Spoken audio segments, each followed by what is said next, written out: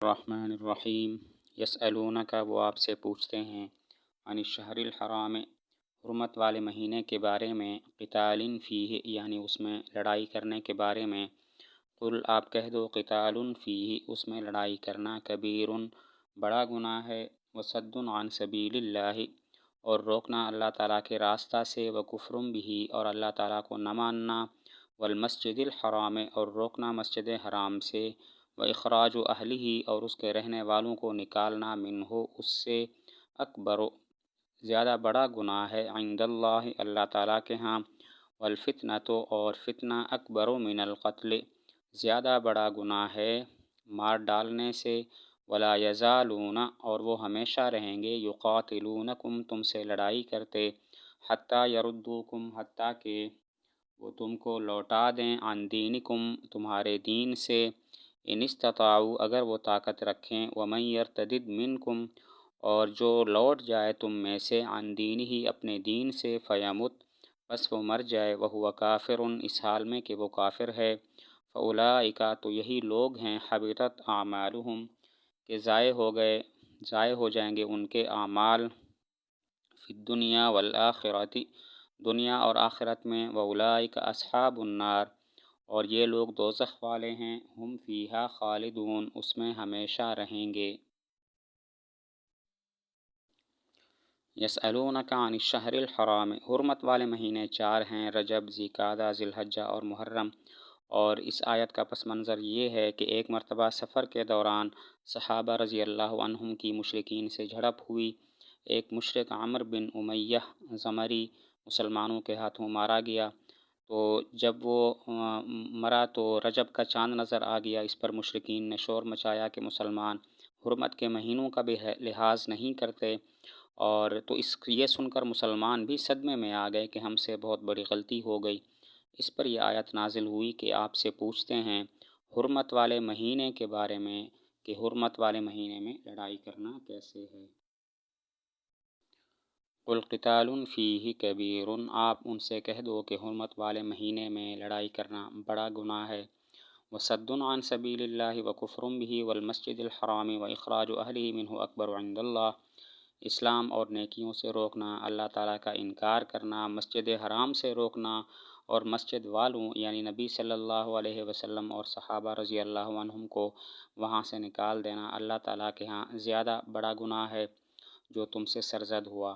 صحابہ کے اس چھوٹے سے لشکر سے جو کسی ایک کو مارنے والا معاملہ پیش آیا، گناہ سرزد ہوا، وہ ایک معمولی تھا، بلا قصد تھا، اور ایک گمان کی وجہ سے تھا۔ والفتنۃ اکبر من القتل، فتنہ جو ہے وہ اس قتل کرنے سے بھی زیادہ سخت ہے جو مسلمانوں سے غلطی سے صادر ہوا۔ فتنہ باقی کیا ہے تو اس میں 2 قول ہیں، نمبر 1 اس سے مراد کفر اور شرک ہے، اور نمبر 2 مسلمانوں کو اسلام کے حوالے سے آزمائش میں ڈالنا، کبھی دلوں میں شبہات ڈال کے، کبھی تکلیف و عذاب میں مبتلا کر کے۔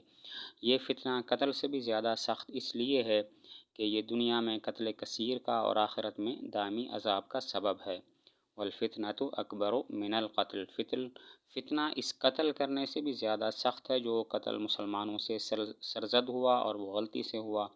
باقی فتنہ کیا ہے تو اس میں 2 قول ہیں، نمبر 1 کفر و شرک، اور نمبر 2 مسلمانوں کو اسلام کے حوالے سے آزمائش میں ڈالنا، کبھی دلوں میں شبہات ڈال کے، کبھی تکلیف و عذاب میں مبتلا کر کے۔ یہ فتنہ مار ڈالنے سے بھی زیادہ سخت اس وجہ سے ہے کہ یہ دنیا میں بہت ساری اموات کا سبب ہے اور آخرت میں دائمی عذاب کا سبب ہے۔ ولا يزالون يقاتلونكم حتى يردوكم عن دينكم ان استطاعوا، کفار قریش کی طرف اشارہ ہے کہ وہ ہمیشہ تم سے لڑتے رہیں گے یہاں تک کہ اگر ان کا بس چلے تو تم کو تمہارے دین سے پھیر دیں۔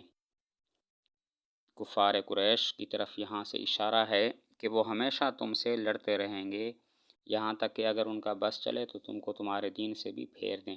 باقی ان استطاعوا سے اشارہ ہے اس بات کی طرف کہ ان کا بس نہیں چلے گا، وہ تم پر قابو نہ پا سکیں گے۔ جیسے کوئی کہے ان ظفرت بی فلا تبق علیہ، اگر تم مجھ پر قابو پالو تو مجھ پر رحم نہ کرنا، یعنی تم مجھ پر قابو نہیں پا سکو گے۔ ان استطاعوا سے اشارہ ہے کہ وہ مسلمانوں پر قابو نہیں پا سکیں گے، ان کا بس نہیں چلے گا۔ جیسے کوئی کہے ان ظفرت بی فلا تبت علیہ، اگر تم مجھ پر قابو پالو تو مجھ پر رحم نہ کرنا، یعنی تم مجھ پر قابو نہیں پا سکو گے۔ ومن یرتد منکم عن دینہ فیمت وہو کافر فاولئک حبطت اعمالہم، جو دین سے پھر جائے گا اور کفر کی حالت میں اس کا انتقال ہوگا تو اس کے اعمال ضائع اور کالعدم ہو جائیں گے۔ ومن یرتد منکم عن دینہ فیمت وہو کافر فاولئک حبطت اعمالہم، جو دین سے پھر جائے گا اور کفر کی حالت میں اس کا انتقال ہو جائے گا تو اس کے اعمال ضائع اور کالعدم ہو جائیں گے۔ فی الدنیا والآخرہ، دنیا اور آخرت میں اس کے عمل ضائع ہو جائیں گے۔ دنیا میں تو اس طرح ضائع ہو جائیں گے کہ اب اس کی جان اور مال محفوظ نہ ہوں گے۔ 3 دن مہلت دینا تاکہ اس کے شکوک و شبہات دور ہوں، یہ واجب نہ ہوگا بلکہ صرف مستحب ہوگا۔ اور آخرت میں اس کے عمل اس لیے ضائع ہو جائیں گے کہ وہ ثواب سے محروم ہو جائے گا۔ فی الدنیا والآخرہ، دنیا اور آخرت میں اس کے اعمال ضائع ہوں گے۔ دنیا میں اس طرح ضائع ہوں گے کہ اب اس کی جان مال محفوظ نہیں ہوں گے، اور باقی 3 دن جو مہلت دی جاتی ہے کہ تاکہ اس کے شکوک و شبہات دور ہو جائیں، اب یہ واجب نہ ہوگا، صرف مستحب ہوگا۔ اور یہ آخرت میں اس کے عمل اس طرح ضائع ہوں گے کہ وہ ثواب سے محروم ہو جائے گا۔ اولئک اصحاب النار هم فیہا خالدون، عام کفار کی طرح جو مرتد ہیں وہ بھی ہمیشہ جہنم میں رہیں گے، ان کا سابقہ ایمان اور نیک اعمال انہیں کچھ بھی فائدہ نہ پہنچا سکیں گے۔ اولئک اصحاب النار هم فیہا خالدون، عام کفار کی طرح یہ جو مرتد ہوتے ہیں یہ بھی ہمیشہ جہنم میں رہیں گے، اور ان کا جو سابقہ ایمان ہے اور سابقہ نیک اعمال ہیں وہ ان کے کچھ کام نہیں آ سکیں گے۔ ان الذین آمنوا، بے شک وہ لوگ کہ جو ایمان لائے، والذین ہاجروا، اور وہ لوگ کہ جنہوں نے ہجرت کی، وجاہدوا فی سبیل اللہ، اور مقابلہ کیا اللہ کے راستہ میں، اولئک یرجون رحمت اللہ، یہ لوگ امید رکھتے ہیں اللہ تعالیٰ کی رحمت کی، واللہ غفور رحیم، اور اللہ تعالیٰ بخشنے والے ہیں، رحم کرنے والے ہیں۔ ان الذین آمنوا والذین ہاجروا وجاہدوا فی سبیل اللہ، مسلمانوں کے اس چھوٹے سے لشکر سے جو وہ واقعہ سرزد ہوا اور اللہ تعالیٰ نے اوپر والی آیت اتار دی، تو انہوں نے کہا پتہ چل گیا کہ ہمیں گناہ تو نہیں ہوا، لیکن کیا ہمارے لیے ثواب ہوگا؟ اس پر یہ آیت نازل ہوئی جس میں بتایا گیا کہ ان کے لیے اللہ تعالیٰ کی رحمت اور اجر ہے۔